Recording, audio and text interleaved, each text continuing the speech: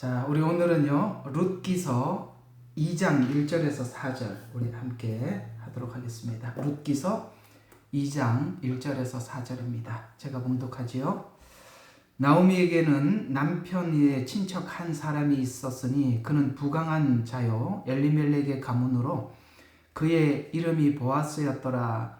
모압 여인 룻이 나오미에게 말하기를 이제 나로 밭에 가게 하소서. 내가 누구의 목전에 은혜를 얻었으면 그의 뒤를 따라 이삭을 주겠나이다 하니 나오미가 그녀에게 말하기를 내 따라 갈지어다 하더라.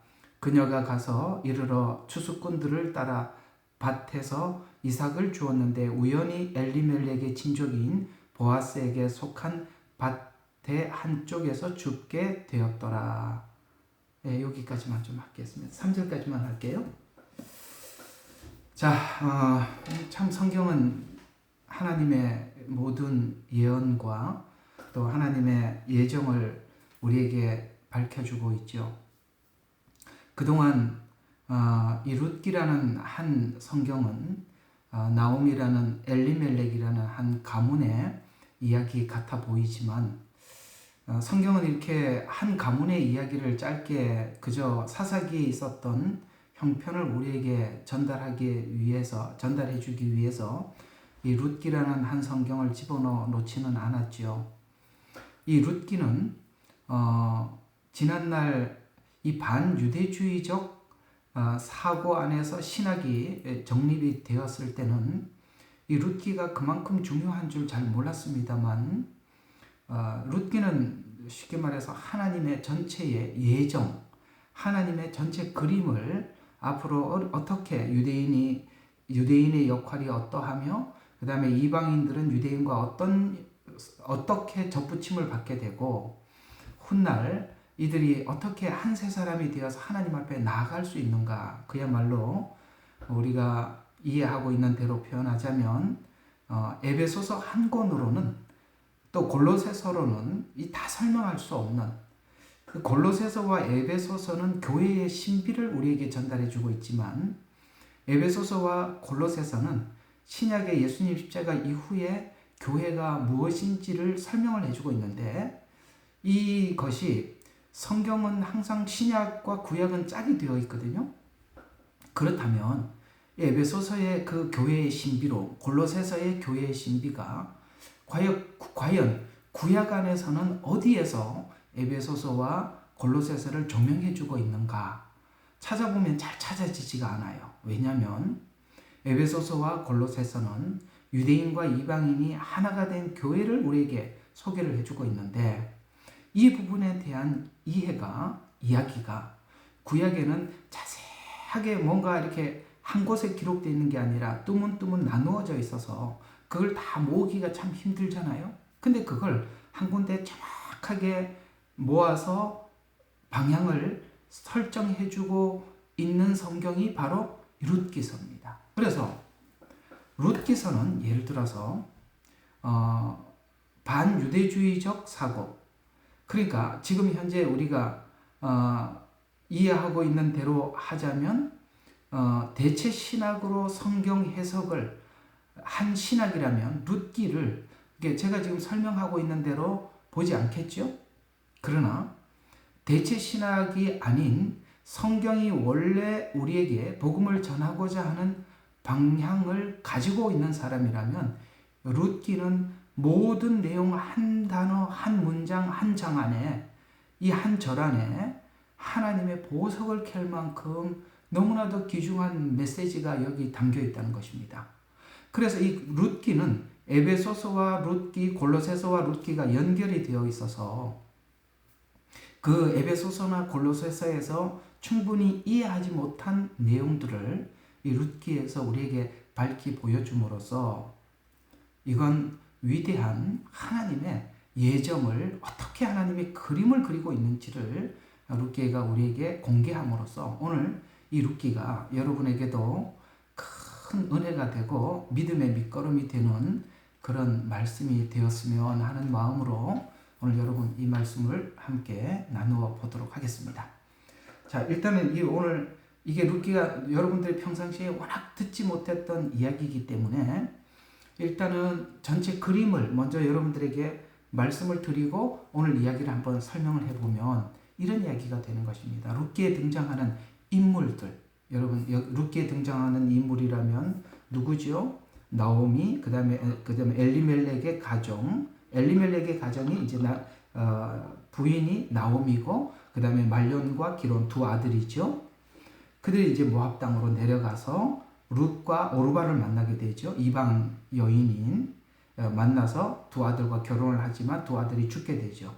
그리고 다시 올라와서 이 룻이 보아스와 만나서 결혼해서 이 나오미의 끊어진 대를 이어주는, 이게 이제 하나님께서 구원을 이방인과 유대인 사이에서 어떻게 구원을 완성할 것인지에 대한 예정, 우리가 흔히 말하는 예정론이 여기서 우리가 다 드러나는 거거든요. 하나님의 예정론을 여기다가 다 풀어놓았어요. 그래서 우리가 예정론을 가지고 주장하고 있는 많은 분들이 로마서나 혹은 에베소서에서 이 예정론을 자꾸 풀려고 하지만, 그러나 이 룻기와 함께 예정론이 풀리지 않으면 예정론은 하나의 알미니안주의를 반박하는 신학에 불과하고, 그 예정 속에 하나님의 얼마나 깊은 뜻과 의미를 가지고 하나님께서 예정을 하셨는지에 대해서 우리가 놓치게 된단 말이죠. 왜냐하면 예정을 설명할 때마다 바울은 신비롭다, 신비 중에 신비다, 놀랍다, 이런 표현을 계속 사용하고 있거든요. 그러나 우리가 예정이 오늘 바울이 이해한 것처럼 놀라운 하나님의 계획이라는 관점에서 보지 못하면 예정은 우리가 이렇게 우리 죄악된 성품이 예정을 어떻게 이해하고 있습니까? 나는 하나님이 예정을 했으니까 나는 천국 가는데 부족함이 없어. 하나님이 예정을 했잖아. 넌 안 믿는 거 보니까 예정이 안 된갑다. 이거는 전혀 성경이 얘기하고 있는 예정과 전혀 상관이 없는 우리의 악한 우리의 속성이 예정을 이용하는, 기만하는 이야기에 불과한 것입니다. 예정은 그런 이야기가 아닙니다. 자, 그러면 어쨌든 오늘 이방 여인이었던 룻이 이 나오미 곧 유대인과 어떻게 연합하는가라는 그 과정을 오늘 이 교회의 탄생의 신비를 통해서 우리에게 말씀하고 있다는 것이죠. 자, 일단은 우리가 교회란 무엇이냐라고 1차적으로 신약에서 말씀하고 있는 교회는 유대인은 언약을 가지고 있고, 이방인은 그 언약을 가지고 있는 유대인과 오늘 룻이 나오미 가정과 이렇게 만나는 과정이, 이게 그 로마서에서는 이렇게 참감람나무와 돌감람나무에 접붙이는 이야기로 우리에게 그렇게 설명을 하고 있거든요. 그렇다면 이 교회는 어떤 곳이냐? 유대인이 교회에 들어오죠. 그래서 이 복음을 유대인이었던 사도들이 전하게 되죠. 그리고 이 전한 복음을 듣고 많은 이방 교회가 교회 안에서 만나지만, 그러나 이 약속은 유대인에게 하나님의 한 약속인데, 그 약속을 이방인이 교회 안에 들어옴으로써 유대인의 언약이 이방인의 언약이 되고, 여러분 성경에 보면 예수님이 이런 이야기가 있죠. 이방 여인이 왔을 때 그 자녀의 떡을 개들에게 취함이 마땅하지 않다라고 했을 때, 그때 그 여인이 한 말 여러분 기억하시죠? 개도 주인의 상에서 떨어지는 부스러기를 먹나이다 라는 말은 이 상에 있는 음식이나 떨어진 음식이나 같은 음식이라는 뜻이죠. 그럼 상에 있는 음식은 어떤 음식일까요? 하나님께서 처음에 유대인에게 준 음식. 그래서 이방인이 취하는 것이 마땅치 않다라고 그랬습니다. 그러나 오늘 우리 이방인들이었던 우리들이 구원을 얻게 된 것은 원래 유대인에게 주었던 그 약속, 그 언약이 함께 우리 언약이래. 그 밥상 위에 떨어진 부스러기란 말이에요. 그러면 그 부스러기는 다른 종류냐? 아니라는 거죠. 같은 밥상에 있는 부스러기라는 뜻이 되는 것입니다. 바로 이게 교회의 신비거든요. 교회의 탄생의 신비는 유대인에게 전한 복음을 통해서 신약교회가 등장하게 되죠. 그래서 성경에 보면은 이 에베소서에 이 교회는 선지자들과 사도들 터 위에 세워져 있다고 말씀하고 있습니다. 그러면 선지자는 구약이죠.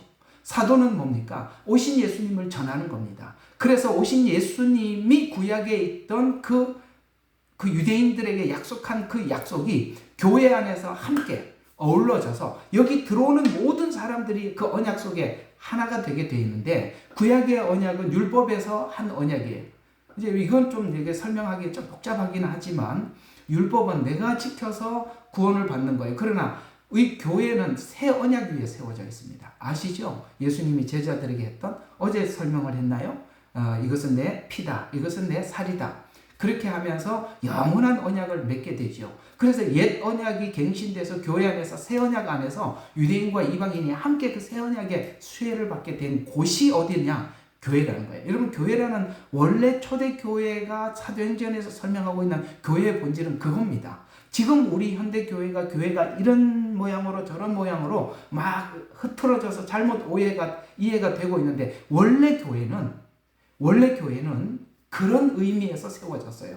그러려면 이 교회는 유대에서 하나님께서 유대인에게 전했던 복음과 그 다음에 이 예수님께서 새 언약 위에서 어떻게 갱신되었고 우리는 어떤 언약을 수혜받았는지를 이걸 선포하라고 교회를 세워놨더니 교회가 그냥 지금 다른 거 하고 있는 거예요. 원래 교회의 본질은 그러기 위해서 세워놨다는 것이죠. 이거 이제 에베소서를 자세히 하면은 잘 설명이 될 수가 있습니다. 어쨌든 그렇게 교회라는 성격은, 신약 교회의 성격은 그렇게 세워졌다는 것을 기억하시기 바라고, 또 교회는 여기에서 중요하게 설명되고 있는 것이 바로 여기 지금 룻기에 등장하고 있는 중요한 제도가 하나 있죠. 이걸 보고 계대 결혼법이라, 우리 한국어로 한자로 쓰면 계대 결혼법인데, 원래 유대인들이 쓰는 언어로 하자면 고엘 제도라고 하는 거예요. 꼭 기억해 두세요. 이거는 뭐라고요?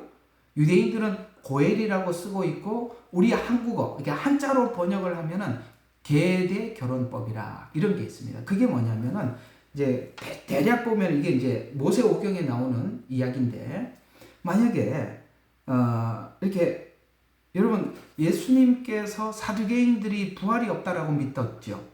그때 예수님께 이런 질문을 한 적이 있습니다. 첫째 형이 죽었어요. 둘째 형도 죽었어요. 셋째도 죽었어요. 그래갖고 이제 그 가문을 이어주기, 내가 지금 하여튼 내가 그 내용이 자세히 팍 안 떠오르는데 갑자기 떠올라서, 그래서 이게 나중에 천국에 가면 누구 아내가 되겠습니까? 혹시 여러분 그거 아시죠? 그게 계대 결혼법을 기준으로 한 질문입니다. 이해가 가시죠? 그 대가 끊어졌어요. 그 대를 이어주기 위해서 그 형이 죽었어요. 그러면은 동생이 형수와 함께 잠을 자고 그 다음에 그 형의 가문을 이어주는 게 이게 고엘 제도예요. 계대 결혼이에요. 만약에 그게 형제 중에 없다면, 형제가 다 죽어버렸어요. 그러면 가장 가까운 친척 중에 누군가가 또 와서 그 가정의 대를 이어줘야 돼. 이게 지금 여기 보니까 이 나오미 가정은 완전히 막혀있는 상태죠. 형도 죽었고 동생도 죽었어요. 그러니까 씨가 말랐단 말이죠. 근데 이제 고향으로 돌아왔는데, 그러면 이 가정은 끝난 가정이잖아요. 끝난 가정임에도 불구하고 하나님께서는 이 모세오경에 만약에 그 가정에 형이 없다면 가장 가까운 친척 중에 한 사람이 이 가정의 대를 이어줄 수 있도록 만들어 놓은 제도가 이 고엘 제도예요. 근데요, 이게요, 너무나도 신비로운 건데, 유대인들은 말라기를 보면 유대인들과 하나님과 이게 이별을 합니다. 아시죠?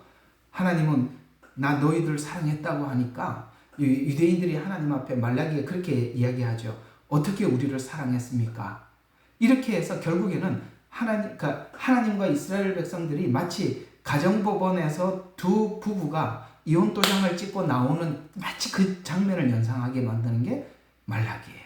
그러니까 유대인들은 지금까지 하나님께서 아브라함을 통해서 이어왔던 수많은 하나님의 언약, 약속, 거기에서 이제는 딱 마치 끝나버린 듯한, 하나님과 이렇게 끝난 듯한 그런 상황을 오늘 룻기에 와서 보면 이 나오미 가정이 말론과 기론이 두 아들인데 둘 다 죽었어요. 지금 이 상태, 똑같이 말라기하고 똑같은 거죠. 이 말라기 이후에 뭐가 등장하죠? 예수님이 오셔서 교회가 탄생하죠. 지금 여기 보니까 이 가정도 다 망했어요. 아무도 이 가정의 가문을 이을 수 없는 상태에서 누구를 만나죠? 보아스를 만나서 나오미의 가정에 대를 잇지요. 말라기와 오늘 지금 현재 나오미의 형편은 똑같은 상황이라는 거예요. 이게 지금 하나님이 유대인과 이방인 사이에서 어떻게 교회를 통해서 영혼들을 구원하실 것인가에 대한 그림을 룻기에다가 담아서 우리에게 전달해 준 거예요. 너무 신비로운 복음이지요. 이 룻기가요, 설명을 하려면 성경 전체를 열 만큼 굉장히 깊고 아주 하나님의 예정을 정확하게 표현한 것입니다. 그래서 이 고엘은 지금 현대 신약으로 보면은 이 고엘 제도는 마치 뭐와 같으냐? 교회와 같은 이야기예요. 교회로 인해서 무슨 일이 일어나느냐? 유대인은 이방인에게 복음을 전하고 이방인은 유대인이 죽어 있는 상태를 다시 살려내지요. 룻이 나오미 가정이 이렇게 아무 희망이 없는데 이방인이었던 룻이 유대 곧 이 나오미 가정을 회복시키듯이 이게 로마서 9장부터 11장 이야기라는 거예요. 로마서 9장부터 11장이 그렇게 되잖아요. 그래서 성경에 보면은 이제 조금 이따 이제 이제 설명을 해드리겠습니다만 로마서 9장부터 11장이 그런 이야기. 일단은 개념을 좀 잡으세요. 그래서 이 고엘 제도는 교회를 의미하는데 교회가 되게 하기 위해서는 필요한 인물이 누굴까요? 보았습니다.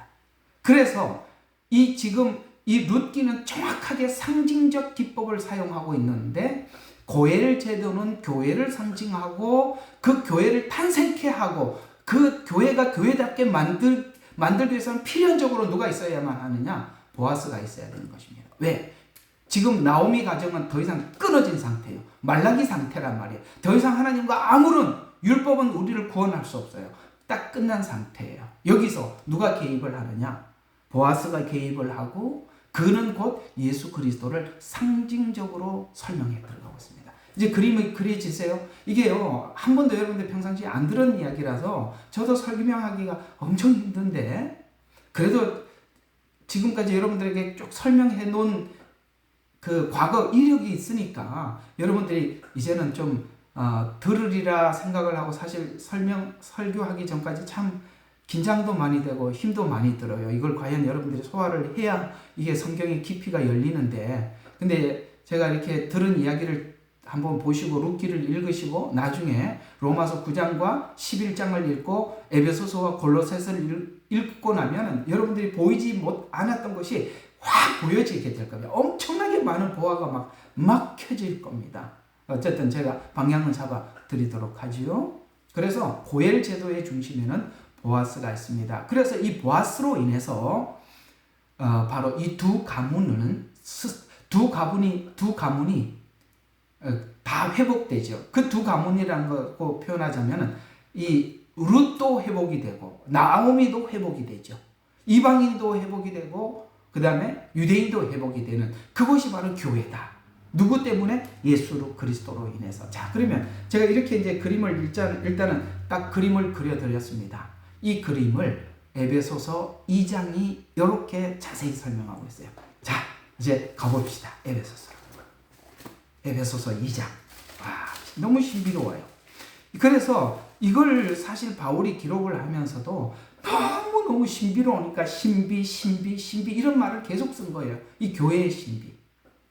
그것이 룻기에 등장하고 있는 신비인데 에베소서 2장 19절부터 3장 12절까지 제가 한번 쭉 읽으면서 한번 오늘 룻기와 함께 연결을 시켜서 설명을 해보도록 하겠죠.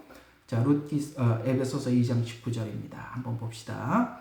또 그의 강력한 능력의 역사하심을 따라 믿는 우리에게 향하신 그의 능력의 지극히 위대하심이 어떠하신가를 너희로 알게 하기를 원하노라. 지극히 위대하심. 우리를 향하신 지극히 위대하심을 너희가 알기를 원하노라. 참 하나님께서 우리를 향하신 이 놀라운 계획을 하나님 알기를 원하신대요. 그러면서 20절 하나님께서 그 능력을 그리스도 안에서, 여러분 그리스도 안에서 세워진 게 뭐라고 그랬죠? 교회라고 그랬습니다. 그렇죠. 지금 에베소서는 교회론이잖아요. 그래서 그리스도 안에서 역사하게 하사 그를 죽은 자들로부터 살리셨으니 천상에서 하나님의 오른편에 앉으사. 자, 여기서 여러분들이 평상시에 설명을 좀 깊게 하고 싶지만 지나갔던 이야기들을 한번 제가 오늘 터치를 한번 해서 터뜨려 보겠습니다. 여기 보면 오늘 여러분과 저희가 꼭 이렇게 한 가지 제가 여러분들한테 꼭 집어드리고 싶은 게 뭐냐면 하나님의 예정의 놀라움이에요. 예정론. 이게 예정론을 우리가 너무 악하게 쓰거든요. 근데 원래 성경이 말하고 있는 예정론은 왜 하나님이 이렇게 예정해서 이렇게 오늘 룻기와 같이 이 유대인에게 준 복음을 하나님께서는 이제 그 유대인에게 준 복음이 그 베들레헴은 떡집이라고 그랬죠. 그 복음이 있는 이스라엘. 그래서 이스라엘이 왜 모압에 내려가야만 했는지. 이스라엘 2000년 동안 흩어진 사건이라고 했습니다. 모압에 내려가서 어떤 일이 있었어요? 이 모압 여인이었던 오르바와 룻이 뭡니까? 이 나오미 가정에 합류하게 되죠. 그리고 다시 베들레헴의 양식을 주셨다라고 유대인들에게 다시 복음이 전파되는 시기가 7년기라고 그랬죠. 7년 환란기라고 했습니다. 그때 유대인들이 다시 올라간다 그랬습니다. 어쨌든 여러분 이 그림을 좀 지금 이해가 되든 안 되든 제 말을 듣고 다 이렇게 안착을 시키셔야 돼요. 올라간다 그랬습니다. 올라갔죠. 올라가는데 저번에 말씀드렸죠. 올라가는 시점에 가짜 교회, 진짜 교회가 등장한다고. 오르바 교회가 있고 루셋 교회가 있다 그랬습니다. 이스라엘과 접붙인 교회가 있고 이스라엘과 접붙이지 않는 교회는 남아버렸죠. 우리가 지금 그 현상을 보고 있는 것입니다. 이거 저번 시간에 계속 설명했던 거니까. 그래서 왜 하나님은 예정을 할 수밖에 없었냐면은, 자, 오늘 여기 본문에 에베소서 2장 20절을 보세요. 하나님께서, 자, 우리는 왜 하나님이 이렇게 예정을 할 수밖에 없었는지를 이렇게 하나님께서 그 능력을 그리스도 안에서 역사하게 하사, 하나님의 능력을 그리스도 안에서 역사하게 해서 그를 죽은 자들로부터 살리셨으니. 자, 보세요. 왜 그렇게 하나님이 이런 계획을 이렇게 짤 수밖에 없었느냐라는 말을 하나님이 이렇게 표현하고 있습니다. 여러분, 죽은 자가 할 수 있는 게 있어요, 없어요? 대답 좀 해봐요. 죽은 자가 할 수 있는 게 있어요, 없어요? 아무것도 없습니다. 없습니다. 예, 하나님이 뭘 하지 않으면 우리는 무엇도 할 수 없어요. 그래서 죽어 있기 때문에 죽은 자를 그리스도 안에서 역사하게 해서 그 능력으로 역사하게 해야만이 살아나거든요. 그러니까 우리가 구원받고 난 뒤에도 하나님 앞에 하는 말이 그거예요. 하나님, 우리가 구원을 위해서 할 수 있는 일이 아무것도 없었는데 전부 다 하나님 이 구원은 은혜입니다라고 말할 수밖에 없는 이유가 뭐냐면 죽은 자가 할 수 있는 일이 아무것도 없었어요. 그러면 살아있는 하나님만이 우리에게 찾아오셔서 우리를 살릴 수가 있는 거예요. 맞지요? 그렇기 때문에 이 계획을 세우셨다는 거예요. 하나님이 예정하셨다는 거예요. 아들을 주시기로 예정하셨고, 아들을 십자가에 못 박았고, 아들을 십자가에서 죽은 자를 부활하게 하셨고, 그리고 그 다 해놓고 우리에게 찾아오셔서 전해서 믿었어요. 우리는 아무것도 안 했다니까요. 하나님이 그걸 다 해놓고 우리에게 와서 전해서 믿었다니까요. 우리가 할 수 있는 게 와서 전해서 믿었는데, 여러분 죽은 자가 들어요, 못 들어요? 못 들어요. 죽었는데 뭘 들어요? 근데 하나님께서 오셔서 죽은 자를 살리시고 귀를 여시고 눈먼 자들의 눈을 뜨게 하시고 하나님의 기적으로 그걸 보고 듣게 하셔서 우리에게 믿음을 주셔서 오늘 우리가 구원을 받게 되었다는 거예요.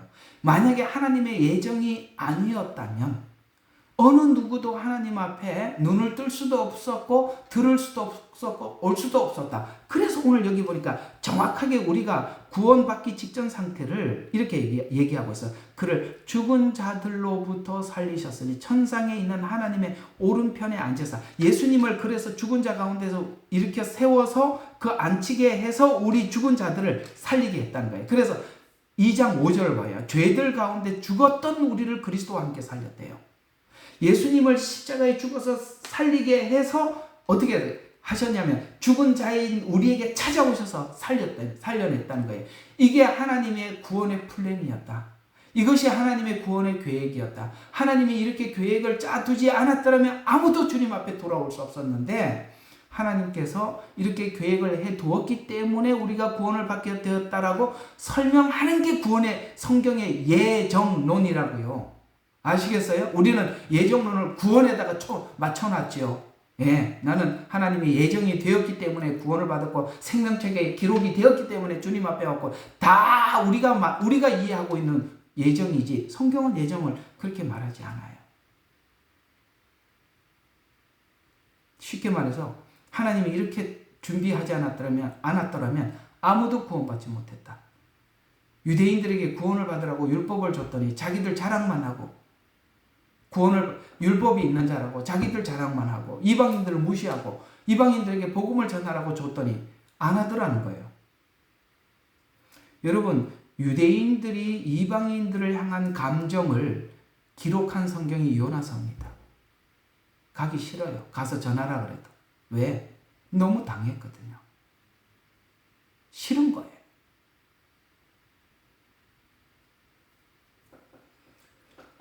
그래서 제가 요나서가 이런 이야기입니다. 룻기가 이런 이야기입니다. 에베소서가 이런 말씀입니다. 제가 이렇게 개념을 좀 잡아드리는 것은 여러분들이 룻기나 모든 성경을 사람들의 감정을 터치하는 데 설교하지 말라는 거예요.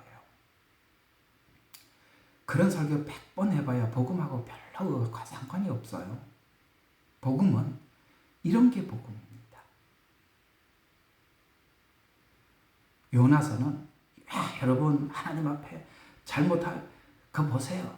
가다가 잘못된 길로 가니까 하나님께서 맨날 그런 얘기나 했지. 예? 그게 유대인이 이방인을 향한 감정이라고 누가 생각을 했냐고요. 예, 복음 그런 이야기들입니다. 어쨌든 계속 한번 봐요. 자, 그래 예수님을 죽은 자 가운데 살려서 죽었던 우리를 살렸다고 2장 5절에 이렇게 접목을 시키면서 자, 만물을 그 발 아래 두시려고 22절 그들을 만물 위에 머리가 되게 하셔서 교회에게 주셨느니라. 교회는 그의 몸이니. 왜요? 예수님의 몸이니까 그 교회 몸에 들어오면 무슨 일이 일어나냐? 예수님이 죽었던 자리에서 우리 죄를 대속해서 죽게 되고 예수님이 사는 자리에서 우리가 살아요. 그러니까 교회에 들어왔다는 것은 예수님과 하나가 되었다는 거예요. 그리고 하나님께서 우리로 하여금 이것이 얼마나 분명하고 확고한 것인지 알게 하기 위해서 야 너희들은 교회는 그리스도의 몸이다라고 하면서 교회의 머리는 예수님이라고 말하고 있어요. 그렇죠? 머리는 예수님이고 우리는 그의 몸이라고 하는데 자 보세요. 이건 어떤 의미를 가지고 있냐면은 예수님의 생명과 우리 생명이 하나가 되어 있다는 거예요. 만약에 교회가 예수님이 우리로부터 떨어져 나간다면 이런 이야기가 돼요. 예수님이 우리로부터 떨어져 나간다면 예수님도 죽은 상태고 우리도 죽은 상태라는 거예요. 왜냐하면 목과 머리가 분리되면 죽은 거예요. 둘 다. 머리는 살아있고 목만 죽은 게 아니라 둘 다 죽은 거라고요. 이 뭔 얘기요? 이런 생각하지 말고 연구해봐요. 연구해봐. 너무 신비로운 거야. 예수님과 우리를 하나로 딱 묶어놨다고. 우리가 얼마나 안심이 돼요. 머리에다가 묶어놨으니. 우리는 우리 구원에 대해서 너무나도 자부심이 넘쳐요. 왜? 주님과 우리가 하나가 됐단 말이에요. 그래서 만물을 그 발 아래 두시려고 그 머리가 되게 하셔서 교회에 두셨나요? 교회는 그의 몸이니 만물 안에 모든 것을 채우시는 분의 충만이라. 여기 부족한 게 아무것도 없는 충만이다. 그러면서 이제 우리가 그리스도 안에서 어떻게 구원을 받게 됐는지를 3장부터 이렇게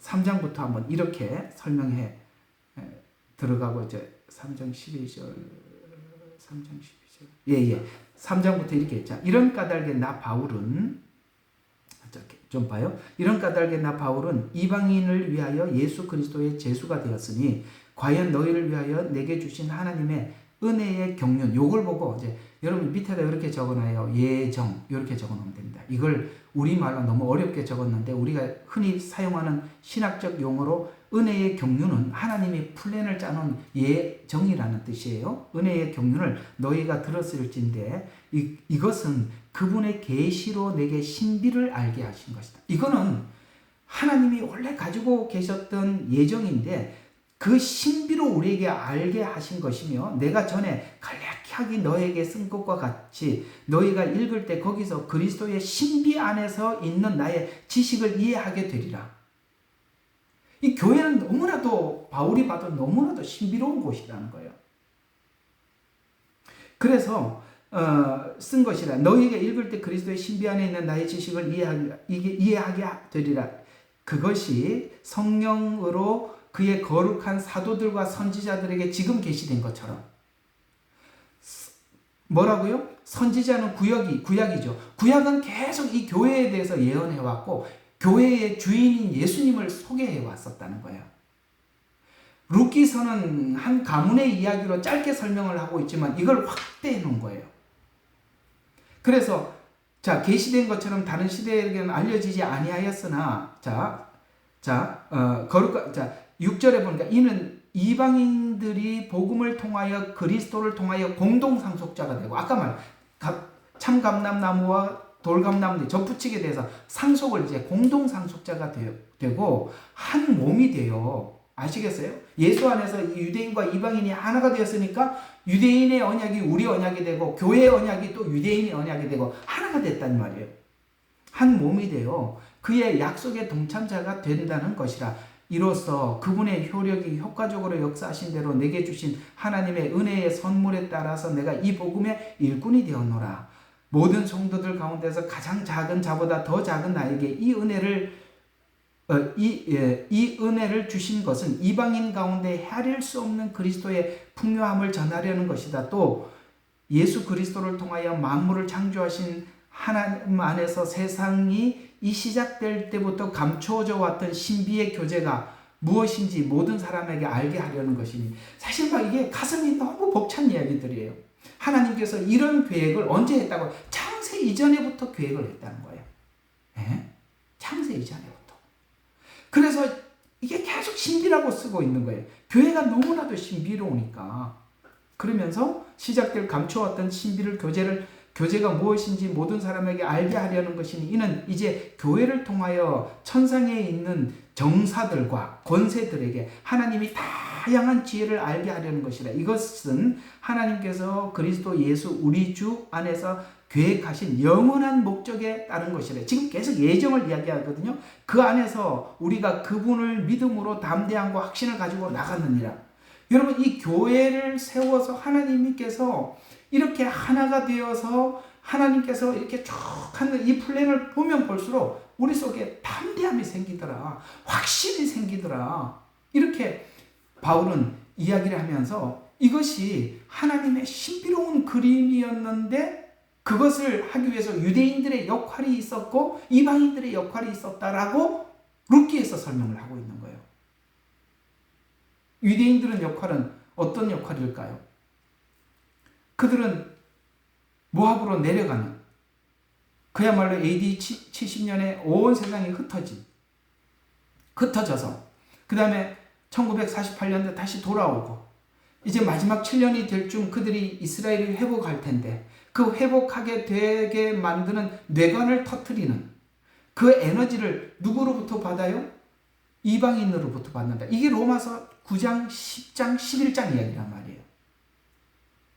그래서 이 그림을 정말 알기를 원한다라고 이야기를 하면서 이 룻기와 로마서 9장과 11장은 같은 맥락에서 보면 바울은 하나님의 예정을 우리에게 알려주면서 감탄하고 있는데 자 우리가 이제 8장으로 한번 가봅시다. 이제 에베소서 2장은 말고 로마서 8장으로 한번 가봐요. 이제 이 그림들 오늘 약간이라도 여러분 좀 개념이 섰으면 좋겠어요. 로마서 8장 29절과 28절과 29절. 자, 28절, 29절. 자, 자, 한번 봅시다.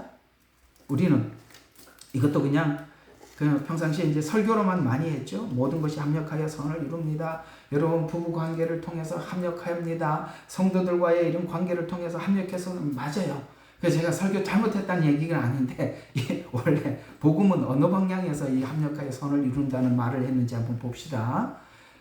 자, 로마서 8장 28절과 29절을 보면 이렇게 예정을 설명하고 있어요. 우리가 알거니와 하나님을 사랑하는 자들 또 그분의 목적을 따라 부르심을 받은 자들에게는 모든 일을 합력하여 선을 이루는데, 요걸요 8장에서는 모든 것을 합력하여 선을 이룬다고 지나가는데 어떻게 합력하여 선을 이루는가를 9장부터 11장이 설명하거든요.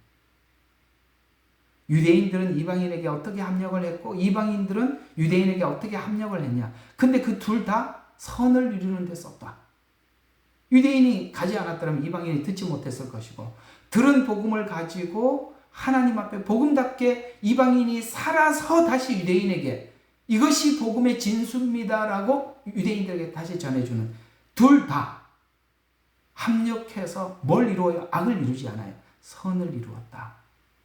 그래서 선을 이루신다라는 말을 구체적으로 9장부터 11장에서 이방인과 유대인의 역할을 설명하면서 이걸 하나님이 창세 이전부터 아까 에베소서에서는 예정했다는 거예요. 그걸 예정한 사건을 우리에게 한 가정의 그림으로 설명한 게 룻기다 이 말이에요. 그래서 이렇게 이야기합니다. 자, 예정한 아들을, 자 29절, 자 그분께서 미리 아신 자들로 자기들의 아들의 형상과 일치하게 하시려고. 그 아들의 형상은 누구냐? 예수 그리스도 안에서 예수님과 하나가 되게 하기 위해서 오늘 29절이니까 형성과 일치하게 하시려고 또한 예정이라는 말이 여기 딱 등장을 합니다. 이 예정은 여기서만 등장하는 게 아니라 이 예정을 9장부터 11장이 그 예정을 설명하고 있다 그랬죠. 그래서 예정하셨으니 이는 그의 많은 형제 가운데 첫 태생이 되게 하려 하심이라. 그리하여 예정하신 이들을, 잘 봐요. 예정하신 이들을 부르셨다라고 말하는 것은, 자 여기 보면 로마서에 보니까 복음이 첫째는 앞에 보면은 로마서 앞쪽에 보면은 첫째는 유대인에게요 또한 헬라인에게로다 이렇게 계속 반복되는 걸 읽어보셨죠? 나오미 가정이 먼저 복음을 받았어요. 그래서 받은 복음을 가지고 이방인 모압에 내려가서 룻에게 복음을 전했어요. 첫째는 유대인에게요 또한 이방인에게로다. 오케이? 예, 고맙습니다. 고개 끄덕거려줘서. 예, 그래서 자 예정하신 그들을 또한 부르시고 부르신 그들을 자 의롭게 해서, 이 복음이 의롭게 되는 건데 유대인들은 왜 그렇게 두 아들이 죽을 수밖에 없었냐? 율법으로 의롭게 되려고 하기 때문에 절대 의롭게 될 수가 없었어요. 그게 지금 로마서 9장부터 11장에는 하나님의 자비로만 의롭게 된다는 거예요. 은혜로만 의롭게 된다는 거예요. 그래서 계속 한번 봐요. 자, 부르시고 부르신 그들을 의롭게 됐어요. 우리가 예수님을 믿어서 의롭게 됐어요. 오늘 룻은 나오미의 하나님이 내 하나님이라고 고백하고 베들레헴까지 따라 올라왔어요. 그 복음을 듣고 의롭게 되었어요. 근데 놀랍게 뭐가 하나 빠졌어요. 뭐가 빠졌죠? 의롭게 하시고 의롭게 하신 그들을 성화하게 하시고 또한 영화롭게 하시느라, 이렇게 가야 되는데 성화가 빠지고 영화로 가버렸어요. 신기하죠? 우리는 구원을 생각해보면 구원받은 자들이 그리스도를 닮는 성화되고 그 다음에 영화로 가야 되는데 여기는 성화가 빠지고 바로 영화로 갔어요. 여기 이제 로마서를 보는 눈을 뜨면 어떤 이야기가 되느냐? 성경에 가장 사람들에게 잘못 오해되는 게 뭐냐면 로마서 8장 34절이에요. 누가 정죄하리요? 죽었다가 살아나신 분은 그리스도라. 그분 또한 하나님 오른편에 계셔서 우리를 중보하신다. 이렇게 얘기합니다. 누가 예수 그리스도 안에 누가 정죄하리요? 라고 했고 그 다음에 8장 1절에 보면 그리스도 예수 안에는 결코 정죄함이 없다라고 했어요. 여기는 없다고 했고 그 다음에 여기는 누가 정죄하리오라고 했어요. 아까는 없다라는 말을 지금 설명을 쭉 했어요. 왜 정죄함이 없는지를 8장에서 다 설명을 하다가 33절에 갔으니까 누가 정죄하리오라고 이렇게 했어요. 정죄할 수 없다 설명을 하고 정죄하리오라고 갔어요. 무슨 말입니까? 예수 그리스도 안에서 살아가고 있는 저와 여러분은 하나님으로부터 정죄를 받지요. 그런데 이 정죄는 구약에서 율법에서 정죄하는 정죄가 아니라 영화, 주님과 결혼해서 함께 살 그날을 준비하기 위해서 지적하는 것에 불과하지, 그 정죄가 우리로 하여금 절망에 빠지게 하거나 그러진 않는다는 거예요. 율법의 정죄는 안 하면 하나님 앞에 형벌을 받지 않습니까? 그러나 은혜 안에서 정죄는 우리의 교정을 위해서 지적하는 것이다. 이런 이야기가 되는 겁니다. 그래서 성화가 빠지고 우리가 의롭게 된 우리들은, 신부들은 신랑과 함께 살 그날을 생각하면서 가잖아요. 그게 영화예요. 그게 영화예요. 율법에는 정죄가 우리로 하여금 하나님으로부터 떨어지게 만드는 거지만 그리스도 안에서 정죄는, 야, 너 지금 이걸 좀 교정을 해야 되지 않겠어? 이거 좀 고쳐야 되지 않겠어? 라는 이 하나님의 권면에 네, 그렇습니다. 알겠습니다. 교정하는 데 쓰지 그것으로 인해서 하나님으로부터 버림받는 것은 아니다. 이런 얘기. 그래서 영화롭게 하느니라 라고 이야기하는 거예요. 근데 이 영화에 대한 확신은 어디서 오는 거냐? 하나님께서 이렇게 플랜을 짜고 우리를 인도하신다는 예정 안에 우리는 확신을 갖는 거예요. 예정이 나쁜 게 아니라, 방종해서 함부로 쓰라는 게 아니라, 하나님께서 창세 이전에 이렇게 완벽한 구원을 짜서 죽은 우리에게 접근을 해서 살려내고, 살려낸 우리로 하여금 예수 안에서 감격하게 하시고 그리스도를 닮는 노력을 우리가 자발적으로 하게 해서 영화의 그날을 사모하면서 살도록 하나님이 예정한 것이 너희들에게 얼마나 큰 확신이냐, 이렇게 우리에게 질문을 하고 있는 거예요. 어때요? 예정이 어디 나쁜 데 쓰라고 준 거예요? 얼마나 확신이 됩니까? 그래서 이 예정을 아까 에베소서에서 하나님 창세 이전에 예정했다 그랬죠? 그 다음에 여기 로마서 8장은 복음을 설명하는 끝자락이에요. 끝부분에 가서 다시 예정을 설명을 하다가 한 군데만 더 봐요. 이 예정을 다 알고 이렇게 다음 주에 더 또 해줄 테니까, 자, 여기에 이 예정을 다 알고, 쉽게 말해서 룻기에 있는 하나님의 그 여정, 플랜을 다 알고 난 뒤에 바울은 할 말을 잃어서 이렇게 이야기합니다. 로마서 11장 예정을 이렇게 하나님 앞에 감격스럽게 고백을 하고 있어요. 11장 33절부터입니다. 자, 오깁도다. 자, 아니 32절부터 보면 좋겠어요. 하나님께서 그들을 모두 믿지 않은 가운데 가두어 두시면 모든 사람에게 자비를 베풀려 하기. 이 참 이상한 이야기예요. 믿지 않는 가운데 가두었대요. 유대인들은 하나님을 믿었을까요? 구약에 보면 유대인들은 하나님을 믿었을까요? 그들은 하나님을 믿기보다는 자기들이 율법을 행하는 것을 믿었습니다. 자기를 믿었다는 거죠. 그러니까 말라기와 같은 상황이 연출될 수밖에 없었겠죠. 그럼 이방인들은 원래 아예 안 믿죠. 그러면 이렇게 되는 것입니다. 유대인들에게 율법을 줘도 그들은 하나님을 믿지 않았습니다. 이방인들은 당연히 하나님을 믿지 않았죠. 오늘 그 얘기를 여러분들이 생각하시면서 32절을 봐요. 이제 금방 읽었다. 다시 한번 봐요. 하나님께서 그들 모두를 믿지 않은 가운데 가두어 두시면 모든 사람에게 자비를 베풀려 하심이라. 여기 모든, 그들이라고 표현하고 있는 그들은 유대인을 이야기하고, 모든이라고 표현하고 있는 것은 유대인과 이방인 전체를 이야기하는 거예요. 쉽게 말해서 유대인도 안 믿었고 이방인도 안 믿었다는 거예요. 왜요? 만약에 유대인들이 율법을 통해서 의롭게 되려고 그들이 노력을 해서 율법으로 의롭게 되었다면 하나님의 자비는 필요가 없죠. 왜? 자기들은 얼마든지 율법으로 의롭게 될 수 있는데 자비가 왜 필요가 있겠어요? 그런데 알고 보니까 저기들이 안 믿었다는 걸 알게 만드시더라는 거예요. 그래서 유대인들이나 이방인들 전부 다 어디에다 가두었어요. 어디에다 가두었어요. 믿지 않는 가운데 가두었어요. 이렇게 가두어 놨다가 딱 한 군데만 열어놨어요. 어디만 열었어요? 하나님의 은혜. 여기는 자비라고 표현하고 있고 성경 전체에서는 은혜라는 말로 많이 표현하고 있어요. 그래서 은혜의 한 문만 열어놓고 오직 예수 그리스도의 십자가로만 구원받을 수 있도록 거기만 딱 열어놨다는 거예요. 이걸 다 보고 나니까 와, 그래서 지금 나오미의 두 아들이 남편도 죽고 아들도 모압 가서 다 죽었구나. 그리고 두 여자만 올라왔는데 여러분, 여자가 어떻게 생산을 할 수가 있겠어요? 어떻게 자녀를 낳아서 그 조상들부터 내려왔던 언약을 유지할 수가 있겠어요? 여러분, 이 나오미와 룻 사이에서 태어난 사람이 오벳입니다.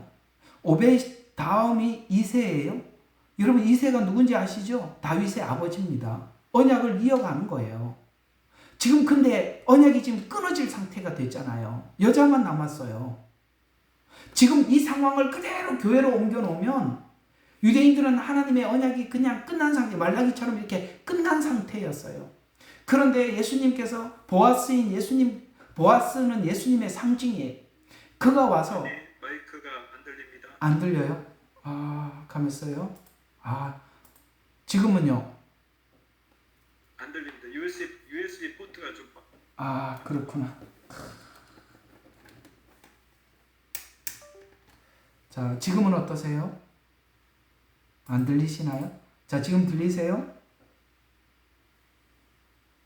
안 들립니다. 예.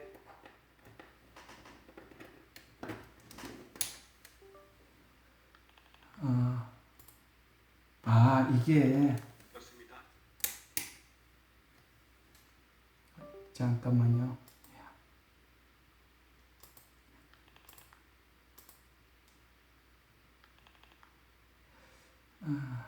지금은 어떠세요?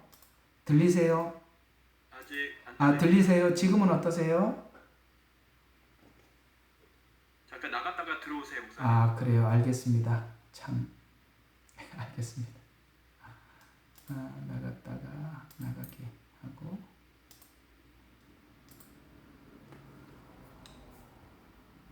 지금은 자, 지금 들리세요? 어떻습니까? 하나, 둘, 셋. 들리시나요? 야. 들리시나요? 설정.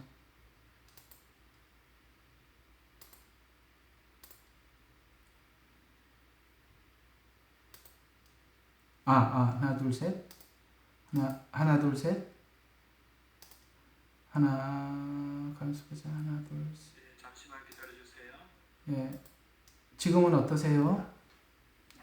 정말 기가 막히네. 지금은 어떠세요? 들리십니까? 네, 잘 들립니다. 아이고, 감사합니다. 해주시면 돼요. 야, 네, 사실 해주세요. 오늘 이제 끝나고 간증할 수 있을런지 모르겠습니다만 참 오늘 이 메시지가 정말 하나님이 열어주신 신비로움도 있었는데 참 방해도 엄청 많았습니다. 오늘 하루가 참 힘든 하루였습니다. 그 설교할 때까지 하나님이 예? 지금 카메라 좀 켜주세요. 카메라 안 보이세요? 카메라 보이세요? 예, 됩니다. 예. 예, 오늘 참 이게 쉽지 않은 설교 같습니다. 이게 아마도 이 사단이 너무 싫어하는 설교 같아요. 오늘 참 어려웠습니다. 이 하루가 네. 저녁까지 오는 것도 쉽지 않았고 또 와서도 순조롭지는 않네요. 이게 참 하나님이 되게 기뻐하는 메시지구나라는 생각을 참 많이 해왔습니다. 어쨌든 그런데 이렇게 마음이 동요되지 말고 그냥 잘 들어주시면 좋겠습니다. 자, 계속 조금 또 오늘 해봐야 돼요. 그래서 딱 누구도 인간 스스로가 구원을 받는 쪽으로 가지 못하도록 오직 하나님의 십자가로만 구원을 받도록 모두 다 믿지 않는 가운데 가두어 놨다가 오직 십자가로만 예수 그리스도를 통해서만 지나가도록 그 말이에요. 그래서 가두어 두시면 모든 사람에게 자비를 베풀려 하려 하심이라. 오늘 룻기를 보세요. 보아스가 없었다면, 그렇죠? 또 이스라엘에 이 고엘 제도가 없었다면, 예를 들어서 예수님이 안 계셨더라면, 교회가 없었더라면 이렇게 되는 거거든요. 이렇게 하나님께서 복음을 가지고 유대인들이 이방인들에게 가게 전하게 만들고, 그 복음을 받은 이방인이 룻과 같은 신앙으로 다시 유대인을 회복시키는 이 플랜을 하나님이 짜두지 않았더라면 죽었던 유대인과 이방인이 어떻게 하나님 앞에 돌아올 수 있었었냐. 이걸 보고 설명을 하다가 더 설명이 안 돼가지고 그냥 오 깊도다 하나님의 지혜와 지식에 부요하며, 이걸 예정을 이야기하는 거예요. 너무나도 하나님의 이 계획이 너무나도 완전하다. 부요하며 그분의 심판을 어찌 헤아리며 그분의 지나간 길을 어찌 찾아내리오. 누가 주의 생각을 알았느냐. 누가 그분의 의논자가 되겠느냐. 누가 그분께 들여서 되돌려 받겠느냐. 그러면서 예정을 딱 이렇게 36절에 못을 박아요. 더 이상 얘기하지 마라. 이건 전부 다 하나님의 예정 안에서 이루어진 일이다. 만물이 그분으로부터 나와. 예정이란 말이에요. 그분을 통하여 그분께 돌아갑니다. 근데 여기 우리가 어디 있냐 이 말이에요. 우리가 어디 있냐 이거예요. 그분을 통해서 다 했다. 보아스가 없었다면, 예수님이 없었다면, 예수님이 교회를 남겨두고 가지 않았더라면 우리가 어떻게 구원을 받을 수 있었느냐 라고 오늘 이 구원의 영광을 누구에게 돌리고 있어요?